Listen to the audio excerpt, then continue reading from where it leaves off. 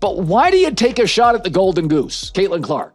The T-shirt, just United Front was determined this morning that we had a meeting for, and not to tattletale, but 0 members of Team Clark were very present for that. I don't have a problem with the WNBA players asking for a raise. The WNBA is on a hot streak.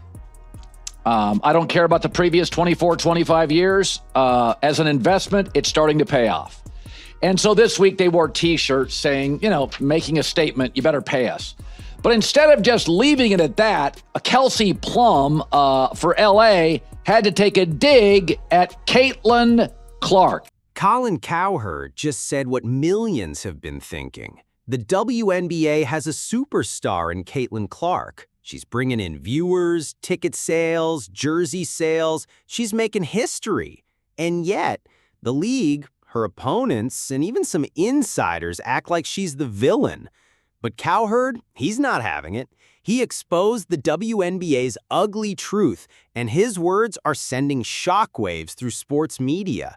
So what exactly did he say? Why is Caitlin Clark being treated like a problem instead of a blessing? Let's dive in. You guys were flying before she arrived on one of those airlines that made you pay for a cup of water.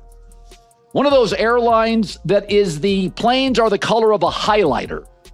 Now you're flying private. Okay, if you're in a band and you're staying at the Motel 6 and you add a band member and now you're at the Ritz-Carlton, keep your issues to yourself. All right? You went from a Motel 6 in a sketchy part of town to a Four Seasons in the shopping district. Stop talking. He's right. He said what fans have been screaming online. Caitlin Clark is the only reason people are talking about the WNBA. A statement that feels obvious unless you work inside the league. Because somehow, despite all she's done, Caitlin's facing pushback from all directions. Veterans throwing shade, players getting physical, social media erupting after every highlight. And Cowherd's had enough. He called out the hypocrisy, the jealousy, the silence from the league when Caitlin gets shoved, hacked, or targeted. He praised her poise, her confidence, and how she handles pressure. Then he dropped the bombshell. I don't mind the T-shirts. I think you have leverage. I think you deserve more than 9%. But it's just misstep after misstep. It's time to grow up, girls, fast. Like this is the player that got you off the airline that was bright yellow. Right? She got you an upgrade to a better hotel as a band member. Every time Caitlin gets hit, fouled, or shoved after the whistle, what does the WNBA do? Nothing. No statement, no suspension, not even a warning. Compare that to how other leagues protect their stars. The NBA made rules to stop Jordan rules and hack a Shaq. The NFL changed kick return rules because of Devin Hester. But the WNBA? They're letting their biggest star get run over in the name of playing tough. People are saying, hey, man, this league has never made money. It's an investment. It's now going to make money. And by the way, this is the least profitable, arguably, it'll be over the next 10 years. It's only going to get more profitable as women's basketball gets better, as the Caitlin Clark momentum train gets bigger. I mean, this year, she's not playing well. She's hurt. She's not there for all the games. So this is actually not as great as it could be. Like Michael Jordan, hurt year 2, next 12 years were legendary. That's what it's going to be. Cowherd pointed this out, too. She's getting targeted, and the league says it's just physical basketball. It's a little bad boys Pistons with MJ. For the record, Caitlin Clark got up. She wasn't hurt. She did more trash talking. She hit more threes. She remained remarkable. Just like all the great, if you respect women, stop pandering. She's tough. She's feisty. She likes to taunt and talk. And nobody quite knows what the hell to do. Physical, maybe. But when it's the same players, same fouls, same pattern, it's something else entirely. I think they deserve a big raise, maybe not 50% of revenues, because NBA stars, there's a lot of them, and they move the needle. The WNBA stars, well, there's one that moves the needle. And here's the other thing to remember. Caitlin Clark's already rich. She made $11 million this year alone in endorsements off the court. So regardless of how these negotiations go, she's set. Nobody else is, right? Like, so when somebody joins the band and everything gets upgraded, just be happy. I know you wanted your song to be the first one they played. You wanted to make up the set. But I mean, it's not the t-shirts. You're going to do fine. I'd scale back on the Caitlin Clark angst. Cowherd didn't mince words. Let's be honest, he's not wrong. Players like Diana Taurasi warned Caitlin that her time was coming. Others mocked her college records, downplayed her shooting, even refused to say her name in interviews. Iowa girl, Indiana girl.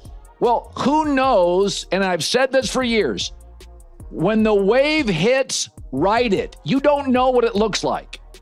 Don't fight it. When Puka Nacua went in the 5th round of the Rams and they suddenly in camp went, oh, we just found a new number 1 receiver. He's better than Cooper Kupp. They didn't fight it. Did you think when you watched Tom Brady at the Combine, that looked like the GOAT? They had just signed Drew Bledsoe to a $103 million contract. That was a lot of money back then.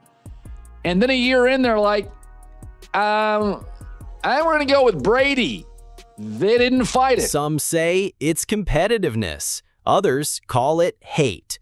But whatever it is, Cowherd asked the question everyone's wondering. Why isn't the WNBA protecting its own investment?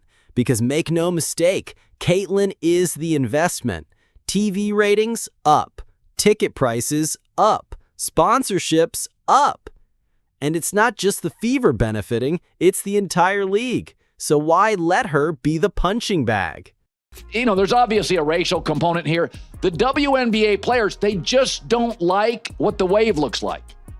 They wanted to fly private. They wanted to be more popular.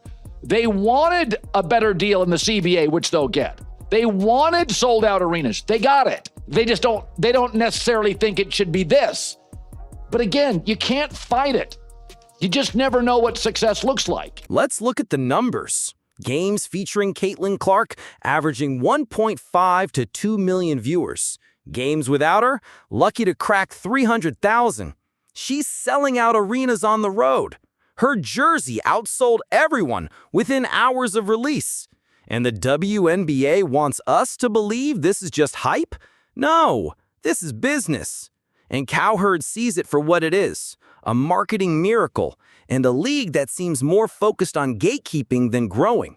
You have a rising tide lifting all boats, and instead of lifting her up, people are trying to sink her. Every company in the country would love to go viral every day for free marketing. If they knew how to do it, they'd all be viral every day. Like, you just don't know. Is it authentic? It touches people. There's a tentacle of emotion involved, and suddenly some small town kid goes viral, or a singing frog. Who knows? I wouldn't have guessed that Caitlin Clark would be this transformative. I wouldn't have guessed Tom Brady would be the GOAT. Don't fight it. The wave, the meteor, doesn't necessarily look like you think it's going to look. Caitlin Clark fans aren't blind. They see the targeting, they hear the disrespect, and they're vocal about it. Clips of her getting shoved by veterans go viral every week. Debates erupt on Twitter. Comment sections are flooded with the same question: why does the league seem so uncomfortable with Caitlin Clark's success? Cowherd tapped into that frustration. He compared her rise to Steph Curry's early years. Undersized, overlooked, and suddenly unstoppable. But where the NBA protected Steph, marketed him, and built a dynasty around him, the WNBA looks like it's hoping Caitlin fails. Caitlin Clark finished 9th in player voting. In fact, she finished behind one of her own teammates in player voting for the All-Star game. The pettiness has no bounds. But it's interesting. For years, the WNBA players were pointing fingers. They were saying people are sexist, the media is sexist, we're not being promoted, we're underappreciated. And then they get the golden goose and they don't like what it looks like. Cowherd's message is a warning.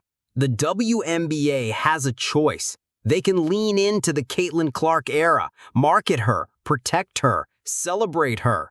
Or they can keep letting bitter veterans and unchecked physicality drive the narrative. And if they do, they risk losing the very audience Caitlin brought with her.